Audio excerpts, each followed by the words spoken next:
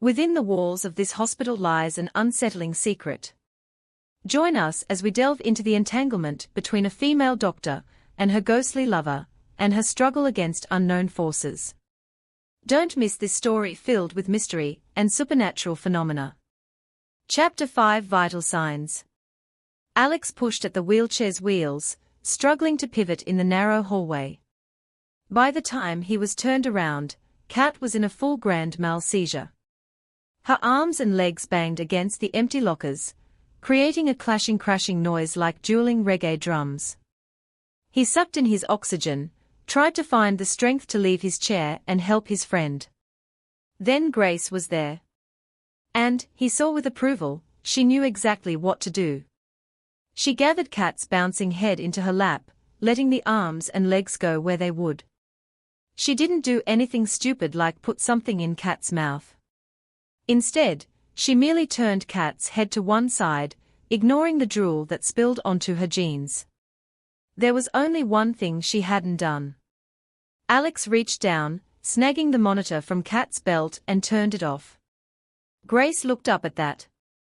Don't they need that? They are recording her seizures, aren't they? Alex nodded, his hand fisted on the monitor in case Grace decided to turn it back on. Not that he could fight her if she did. How long? Her gaze darted to the clock on the wall. How long do they usually last? Maybe I should call. Kat stopped seizing. Her arms and legs slowly ceased their flailing. Her body went slack in Grace's arms. Grace leaned forward, monitoring Kat's breathing, then nodded in satisfaction, and turned her attention back to Alex. She has Rasmussen's syndrome, he said. They want to remove part of her brain, almost half of it. He handed the monitor to her. They need the recording to know exactly what parts of her brain have been affected, Grace finished for him. Otherwise the surgery will leave her just as bad off as before. Rasmussen's is triggered by a virus, but once begun it's progressive. If she doesn't have the surgery soon, it might be too late. She only wants to stall it by a day or two, Alex said. It's her choice. So you sabotage the recording. Grace was quiet, her eyes on Kat. She wants to wait until after her birthday. He nodded, both surprised and pleased. Most grown-ups wouldn't understand. Her parents promised they'd be here for her birthday. They have a farm and 6 other kids, they can't come very often. She's afraid she won't wake up after the surgery, that she'll be a vegetable, or a different person. What would Kat think of his sharing her secrets with a stranger? Then he looked at Grace, her fingers soothing Kat's bald forehead, her voice crooning the nonsense syllables of a lullaby as Kat's exhausted body writhed in the confusion that hit after a full-body seizure. Maybe Grace wasn't a stranger after all. Maybe she was one of them. Kat's eyes fluttered, then opened. Shit, the girl snarled, struggling to sit up. She wiped drool from her face. Damn it, not again. Even Jonas Hellman left the conference room and Vincent was alone. He could hear Eve laughing at something the neurosurgeon said as she shut the door behind them. Jealous stirrings rumbled through his gut. He barely knew the woman. Not like that had ever stopped him before. And she'd made it perfectly clear she was interested in Vincent. So what was the problem? Hellman. Vincent needed the chief's support to get his staff appointment. As chairman of the hospital's executive committee, Hellman could make that happen for him. With the malpractice suit hanging over his head, that was probably the only way Vincent would be staying at Angels of Mercy. He grimaced. To be indebted to Hellman, he'd rather sell his soul to the devil. His gaze fell upon the CAT scan images of Hellman's brain tumor patient, Grace Moran. Only 32 years old, the neurosurgeon had said. Shitty way to go. He wondered if Hellman's new procedure really could save her. Hellman certainly had no doubts. But it was a damned ugly tumor, in a precarious place.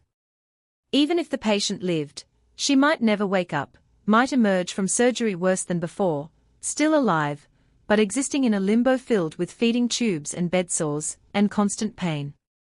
All Vincent had to worry about was facing a bunch of lawyers who held his future in their hands. He considered that, his fingers idly tracing the tumor mass on one of the scans. He'd almost rather trust Hellman.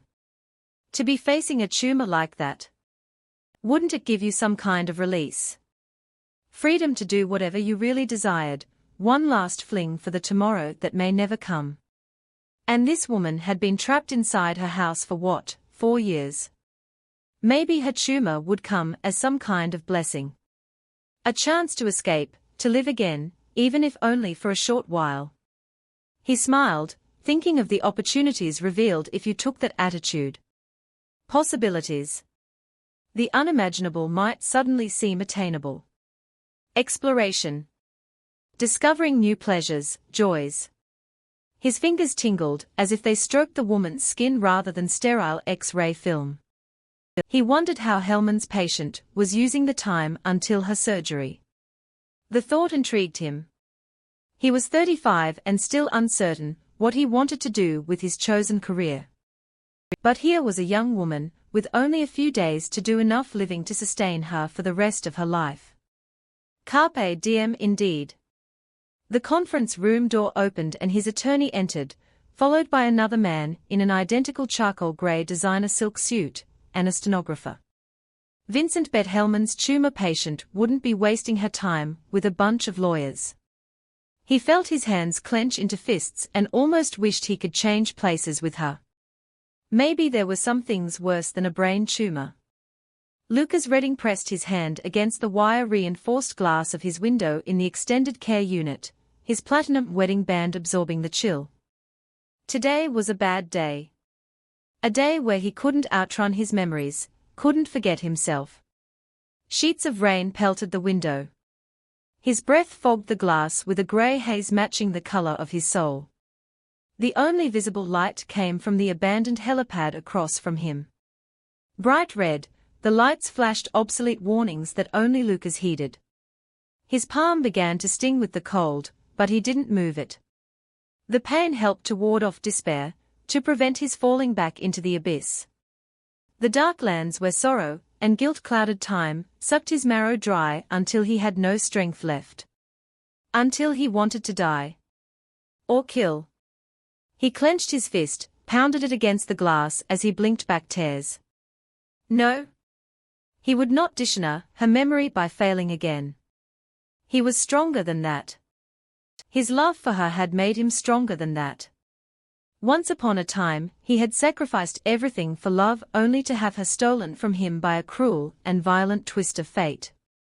His wife's screams, the sickly sweet stench of her blood, the crisscross wounds of her shattered face filled his mind. Followed by the ugly countenance of the drunken monster who'd caused the wreck, condemning himself, as well as Lucas and his bride. Warm tears streaked his face as he remembered, sobbing in frustration, wild-eyed with grief and hysteria, refusing to believe. His body shook now just as it had that night 4 years ago, when he'd been consumed by rage. His memory blurred.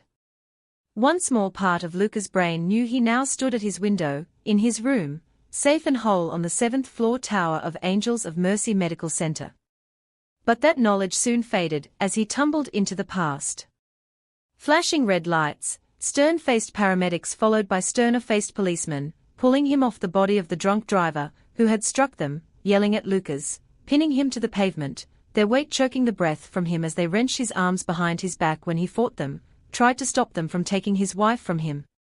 Heavy chains weighing him down, the buzz of a courtroom, a dry, nasal voice reading charges of manslaughter and aggravated assault, describing how he'd brutally attacked and killed the man responsible for his wife's death.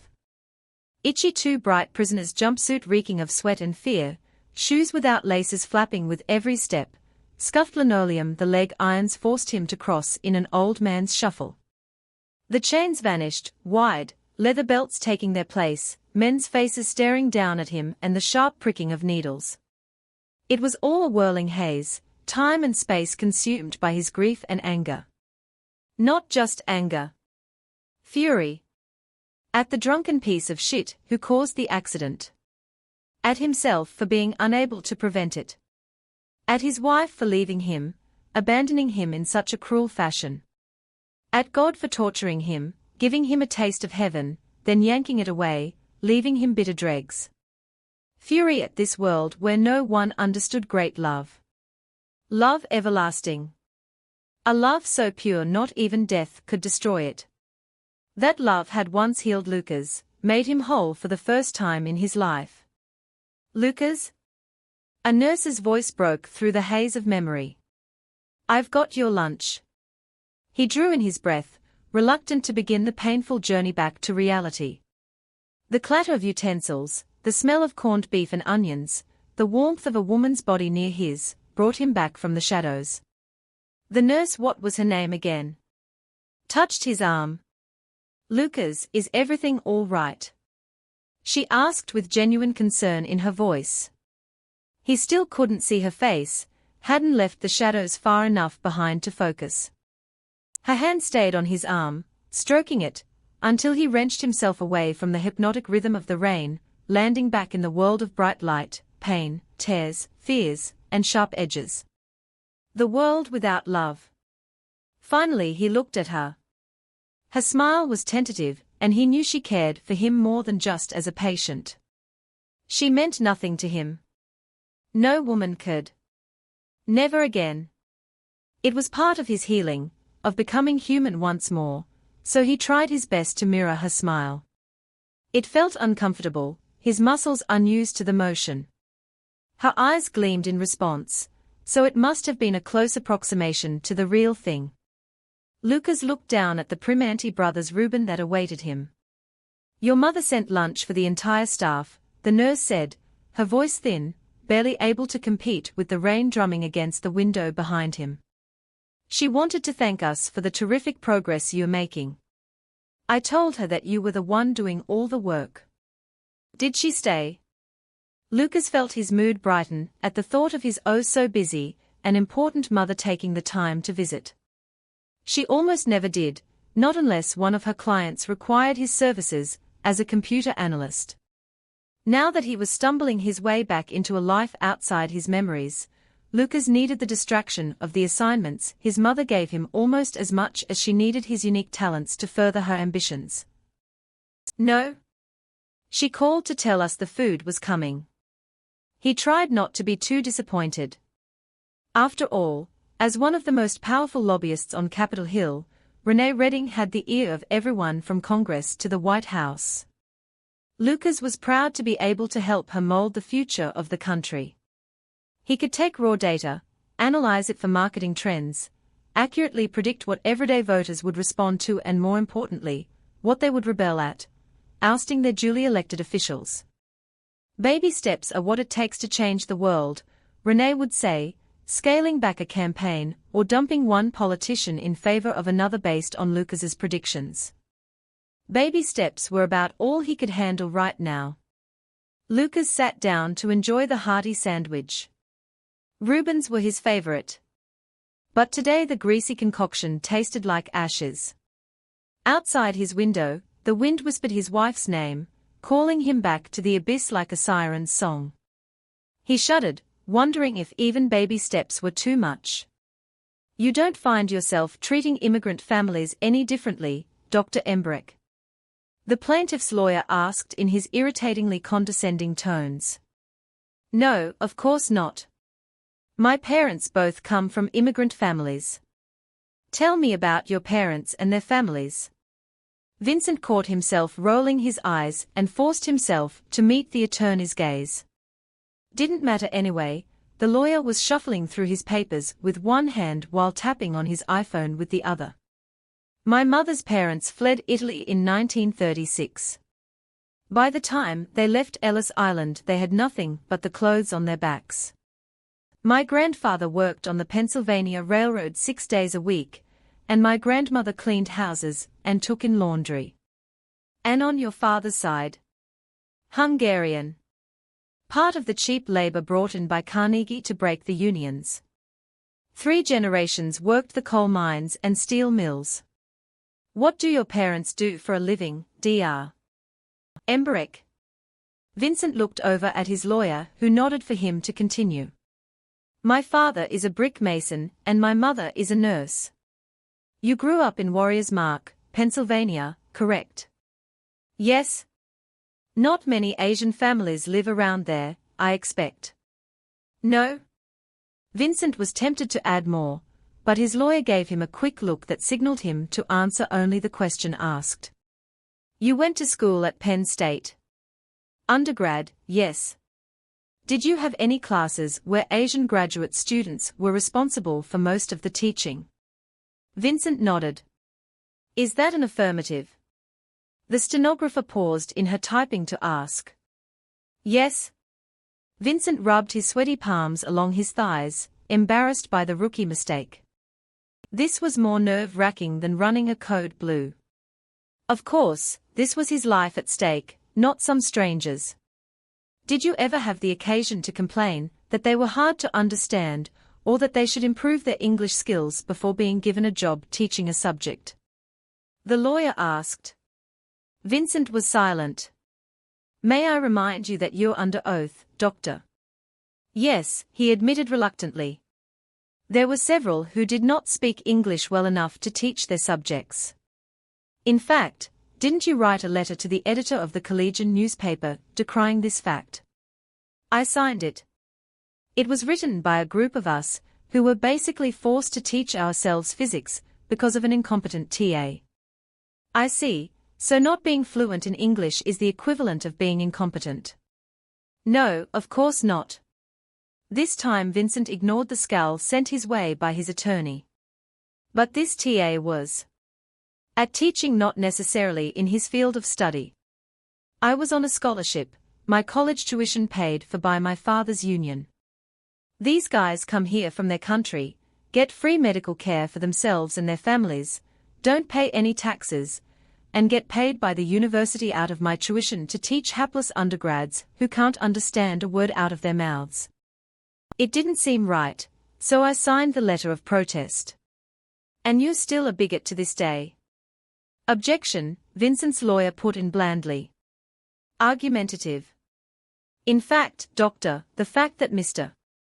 Nguyen spoke with an accent did not make him an incompetent parent, did it? No. But he ignored my advice for treatment and left our hospital with a critically ill infant. He came to you for help initially. Is it not true that it was your incompetence that led to Mary's death?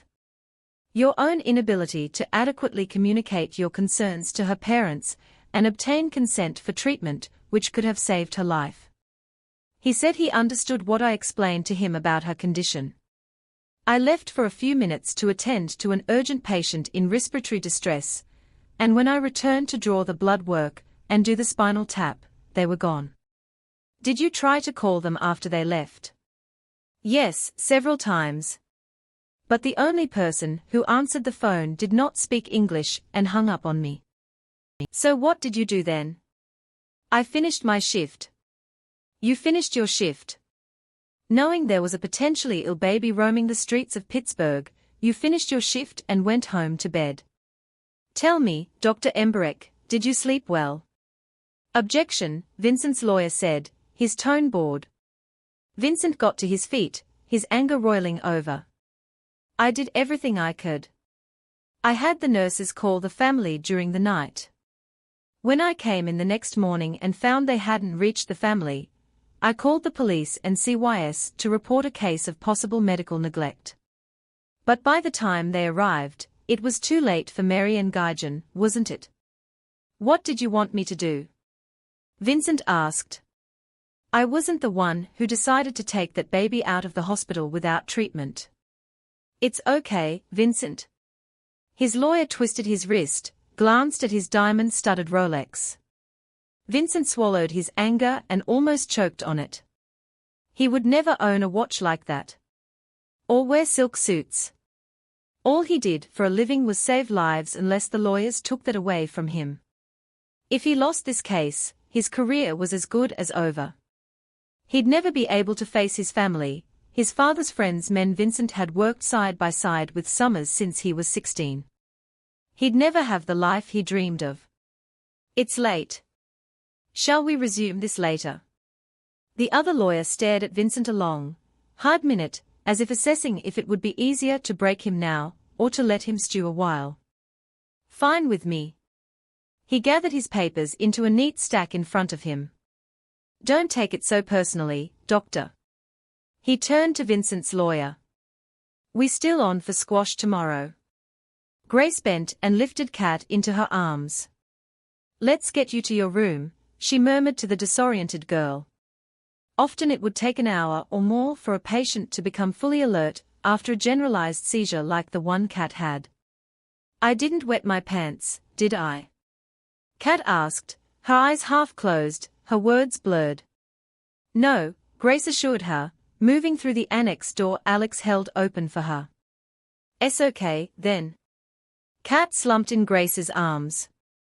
She was thin but lanky for her age. Grace was glad that until a few weeks ago she'd been religious in her workouts on the climbing wall Jimmy had built for her. Alex rolled his chair ahead of her and opened the door to the skyway. Before Grace crossed the threshold, he stopped her. Maybe I should go back to PEDS. His eyes went wide as he stared down the length of the skyway to the entrance to the extended care unit. Grace looked down in concern.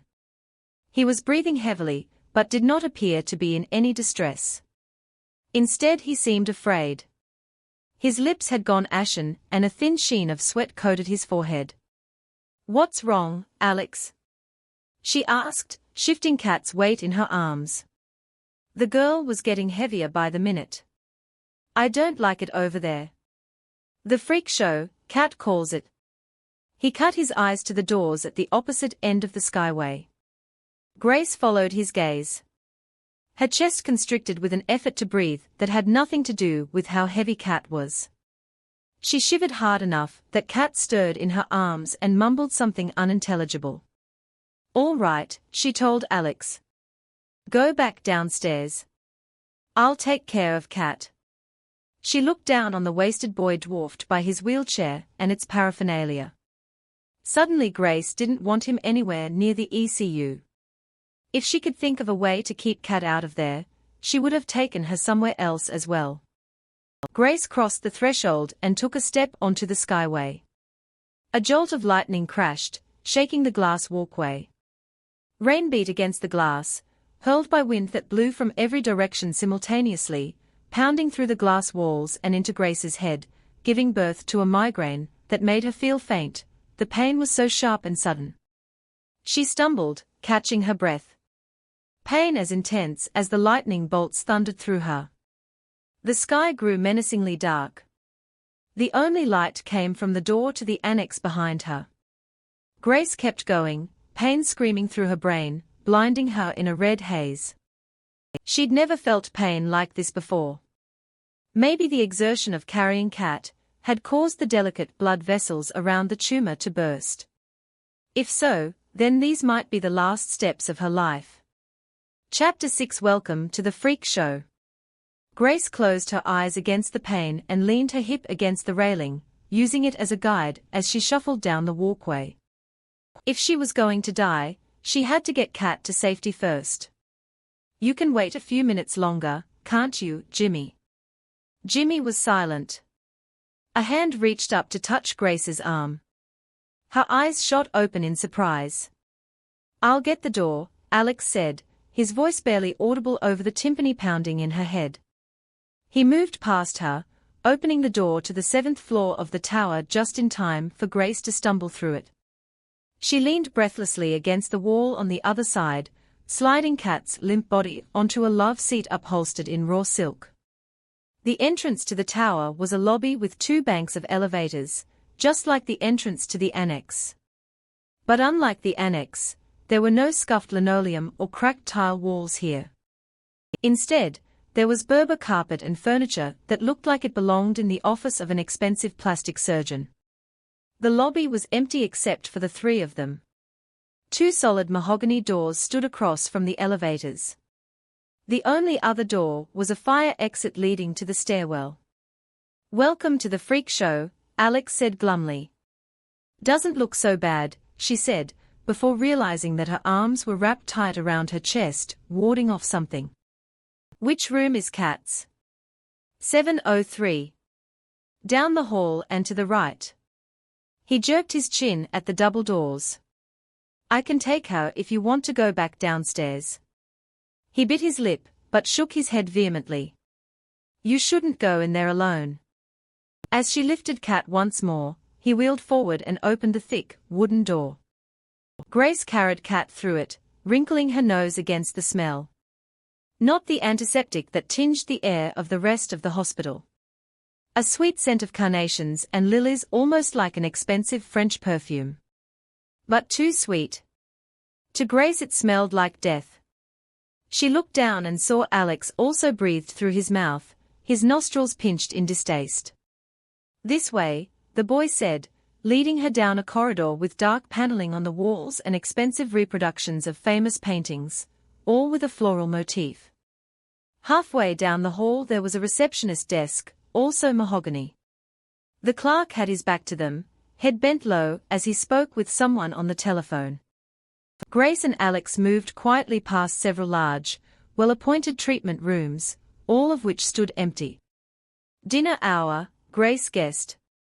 She'd lost her appetite. At the end of the paneled hallway stood a sturdy metal door, with a large lock, and a reinforced glass window. What's down there? She whispered, feeling like a prisoner trying a jailbreak. Alex frowned. The beast. Never, never, go there.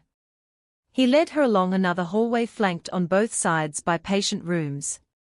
As they walked, Grace couldn't believe how silent this floor was.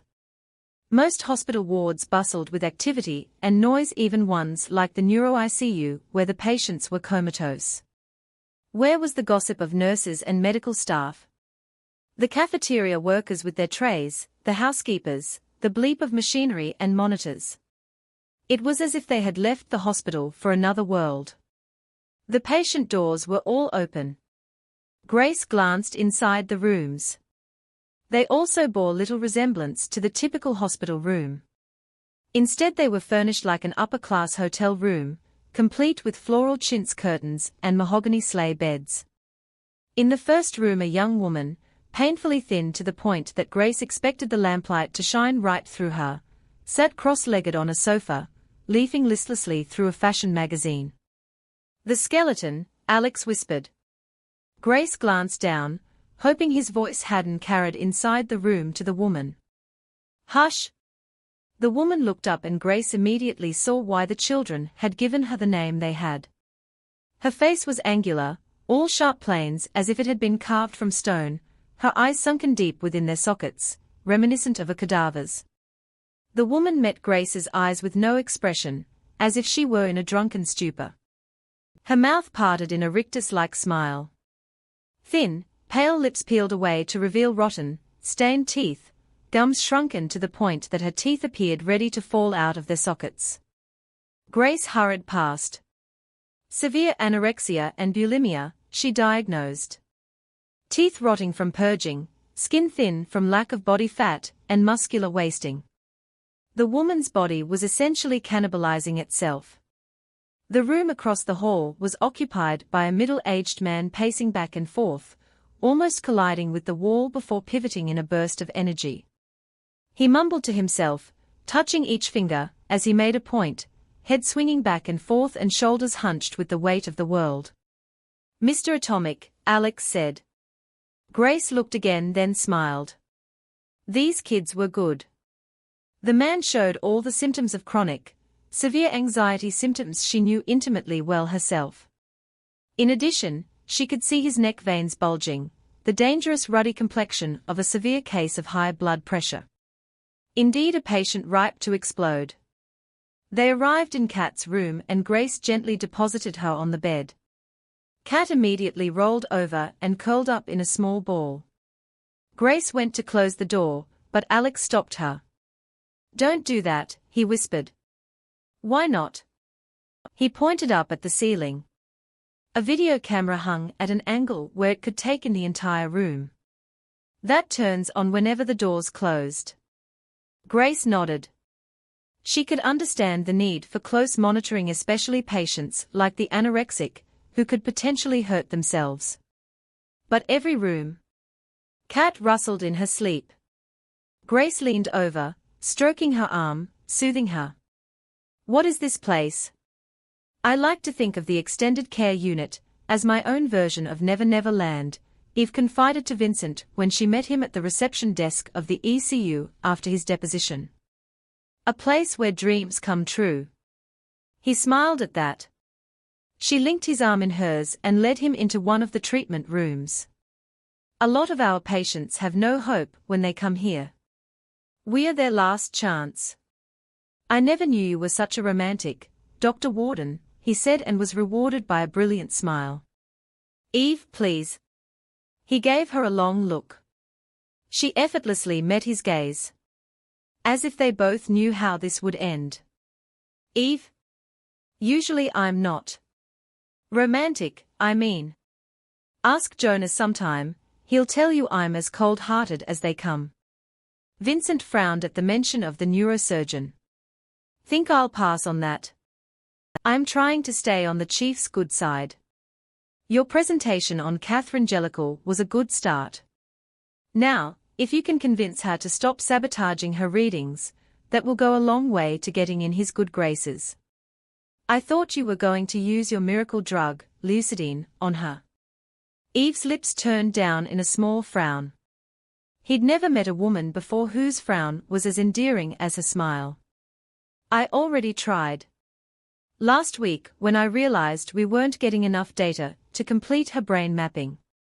She hesitated slightly, adverse reaction. She's not a good candidate. Are there problems with Lucidine? No, the drug is perfectly safe. But, as with any treatment, it's not 100% effective for every patient. Some respond better to it than others. She pulled the chart for her next patient and handed it to Vincent. Like Mr. Barbarossa. Vincent flipped the chart open and saw a photo taped to the inside cover. A man, only in his mid-30s, but grotesquely obese. He scanned the pertinent data on the initial history. 456 pounds, compulsive eating, not responsive to drugs or psychological therapy, failed gastric stapling, heart failure, hypertension, diabetes, renal involvement, fatty liver. At 34, Mr. Barbarossa was a train wreck with more health problems than many men twice his age. Eve flipped to the last page of the chart, a progress note of their last session. Weight now 328 pounds, blood pressure normal, diabetes under control, cholesterol improved. All in 6 months. Vincent nodded his head. Impressive. Was he in the hospital for the entire time? The first 4 months. Mainly because of all of the medical complications of his obesity. They were even contemplating possible dialysis at one point. Now he comes in twice a week for Lucidine therapy. How does it work? She crooked a finger at him, smiling. Come and see. He should be ready for us next door. They moved into the treatment room beside them. Mr. Barbarossa wore loose-fitting sweatpants and was lying on a comfortable recliner. A nurse taped electrodes to his chest. Floppy layers of skin cascaded from his chest and abdomen, a result of his rapid weight loss. Vincent wondered if plastic surgery was next on Mr. Barbarossa's schedule. The drapes of skin, although much healthier, were almost as disgusting to look at as the rolls of fat they had replaced. Hey doc. He greeted Eve, obviously delighted to see the physician who provided him with such a miracle cure. Lost another 6 pounds since last week. And never felt hungry once. That's great, Bernie, Eve told him with a warm smile as she checked his vitals. I think after today we'll try just once a week sessions. Bernie frowned. You sure? I really look forward to coming here. It's the only place where nobody stares at me. Vincent hastily averted his gaze. He had been staring. The man's progress was remarkable, but Vincent still didn't understand how an anesthetic drug had affected such tremendous results. Bernie, this is Dr. Embark. Eve made the introductions. Vincent stepped forward to shake Bernie's hand. It was surprisingly small and delicate compared to the bulk of his body. He'd like to observe today's session. Sure, no problem. Bernie settled back in his recliner. Let's go. Vincent watched as Eve slipped a gold wire mesh cap over Bernie's head, securing the electrodes carefully around his scalp. She then fitted him with special goggles and earplugs, all wired to the same machine as the electrodes. Finally, she placed a mask over his nose. Patient's breath more shallowly while on lucidine, she told him. So I like to augment their respirations with a little oxygen and positive pressure. She nodded to the nurse who began running the infusion of the anesthetic. Within seconds, the patient's body became limp. It's all right to talk, he can't see or hear anything except the stimuli I send him. But don't touch him. Lucidine blocks external pain receptors, but not light touch. So he's kind of in a state of sensory deprivation. Vincent asked, trying to understand. Except for the sensory data I sent him, yes. He's paralyzed, entering a relaxed state not dissimilar from hypnosis. She pointed to the brainwave activity on the computer screen in front of her. Now I'm going to start his input.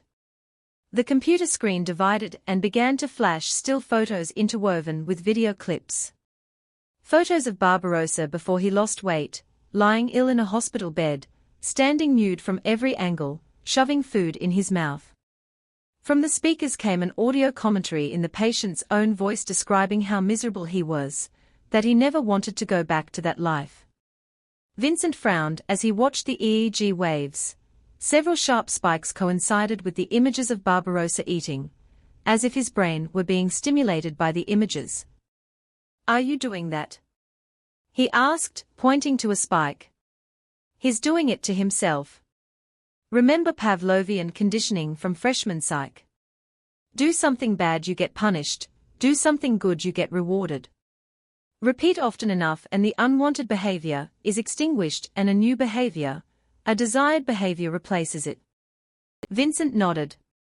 About as basic psychology as it came. Even worked on dogs and other animals. We start by using Farwell brain mapping to identify the individual's pain and pleasure centers, and what triggers them, specifically anything we can use to modify the patient's condition. Like a sight or smell or sound. Right? Then I use those stimuli to reinforce a healthy response to the stimuli. The first few weeks of therapy are intense, several hours a day, but over time the patient's own brain learns how to correct the aberrant response on its own.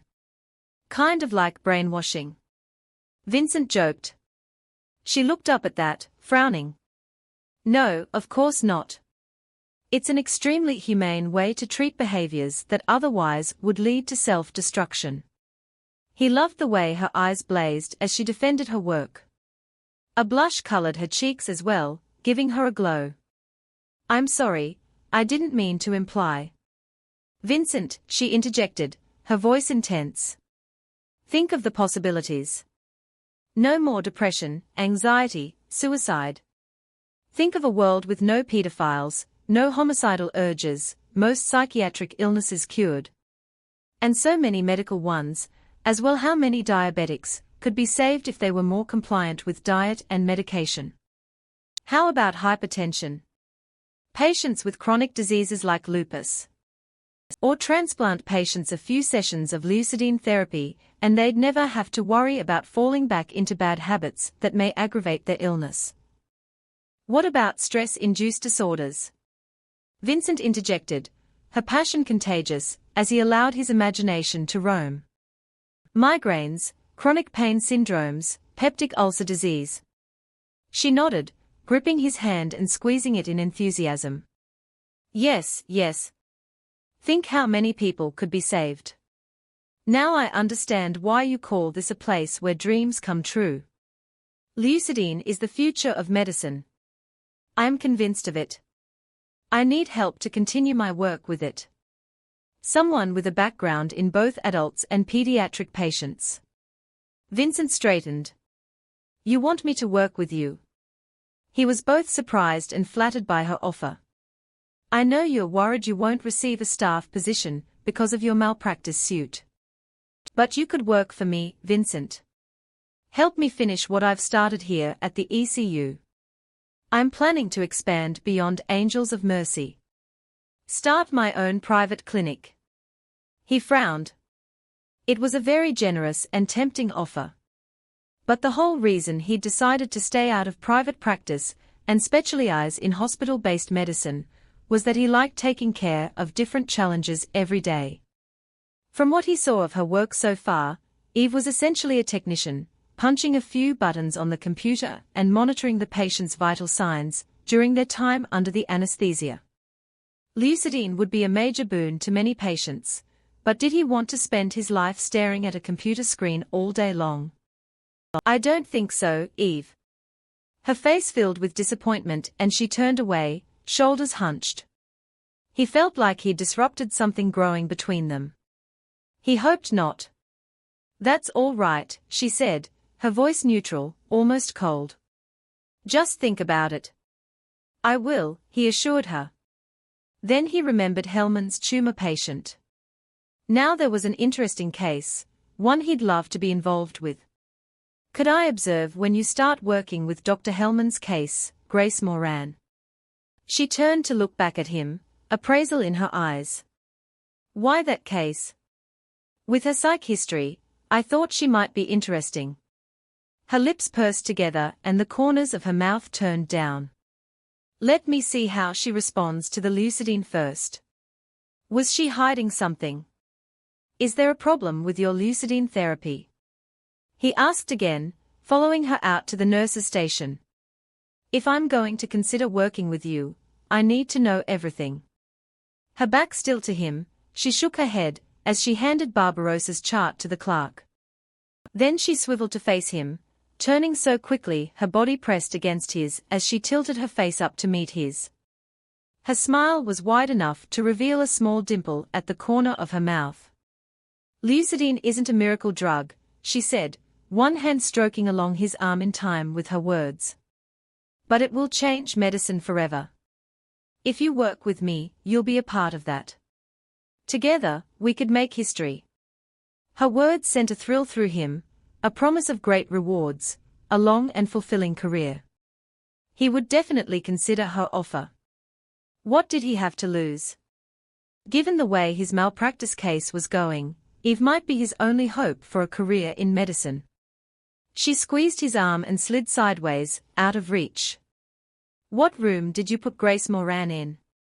she asked the clerk, leaning forward over the counter, giving Vincent a glimpse of her more than ample cleavage beneath the powder blue silk blouse she wore. "She hasn't arrived yet, Dr. Warden." Another frown puckered Eve's brow. Vincent found himself wanting to brush the worry lines away with his fingertips. He stepped farther away, out of range of her intoxicating jasmine perfume. "She should have been here hours ago. Dr. Hellman wrote her transfer orders early this afternoon. Call down to the surgical floor and see what the hold-up is." "Yes, ma'am." Eve turned back to Vincent. "I guess that means I'm free for a while. Would you like to talk more about Lucidine over a cup of coffee?" Vincent allowed her to take his arm and lead him down the hallway to her private office. "You look exhausted," Grace told Alex after she was certain Kat would be all right. "Let's get you back downstairs."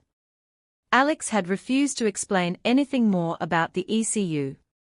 The subject obviously upset him, so Grace let it go. She was pushing him toward the main doors of the ECU, when one of the treatment room doors opened and a morbidly obese man emerged. Alex motioned for her to stop, and she backed them into a small alcove that held a desk for charting. "That's tiny," Alex whispered. "He was real nice to me and Kat. He made it out, but now he keeps coming back. I don't know why."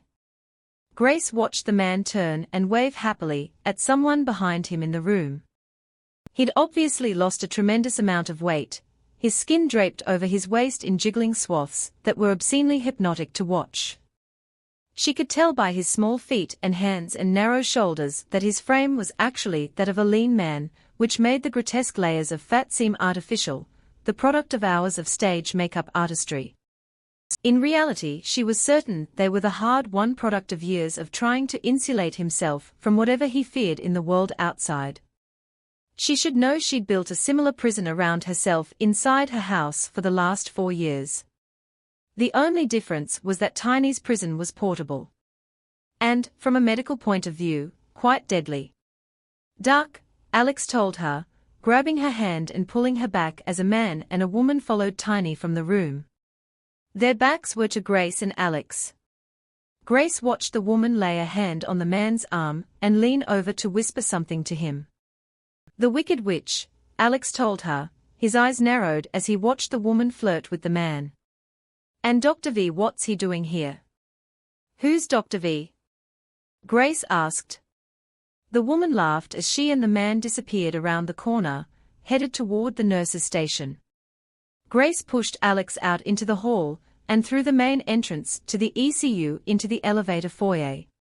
Suddenly the air seemed fresher, easier to breathe. He's not supposed to be up here. He's my doctor, Alex said with a tone of betrayal. And who was the woman? Dr. Warden. She's in charge of the ECU. Grace was more happy than ever that she hadn't moved over to the extended care unit like Hellman wanted. The new research unit might boast state-of-the-art technology, but something about it made her skin prickle, the wasps buzzing just below the surface. Her headache was almost unbearable, the pounding so loud she could barely see. All that vanished as soon as they were in the elevator heading away from the ECU. They traveled down to the first floor where the tower and annex were joined by the administration wing, and crossed back over into the annex. Once they were back on PEDS, she wheeled Alex to his room. She wasn't surprised to find that he had room 333, the one at the end of the hall, farthest from the nurse's station. Traditionally, either the least sick or patients expected to die were given those rooms. And she knew which category Alex was in. It was obvious he'd been in this room for quite some time. Just like the room upstairs that he and Kat had taken over, this one was strewn with posters, art projects, autographed photos of Ben Roethlisberger, Mario Lemieux, and other Pittsburgh celebrities who had embraced the children of Angels of Mercy. An entire corkboard was covered with Polaroid photos of Alex with members of the staff, celebrating birthdays, Halloween, Christmas, as if the hospital was his only family. Grace switched his oxygen over for him and encouraged him to eat his dinner. He picked and ate about half, she finished the rest. Finally, he leaned back against his pillows, his pale skin blending into the hospital linens. Go to sleep, she urged him. It's not even 6, he said, his words blurred with exhaustion. Doesn't matter, you've had a long day. All right. But first, tell me a story. A story? Grace almost panicked, and it had nothing to do with agoraphobia or any of her other fears. What stories did she know? A flash of Lucas Redding's wide grin, his face splattered with hers and Jimmy's blood, crossed her mind. The only stories she knew were horror stories. In this story filled with love and loss, Grace's journey has touched us all. If you're moved by her path, please subscribe to our channel and join us in witnessing her emotional journey.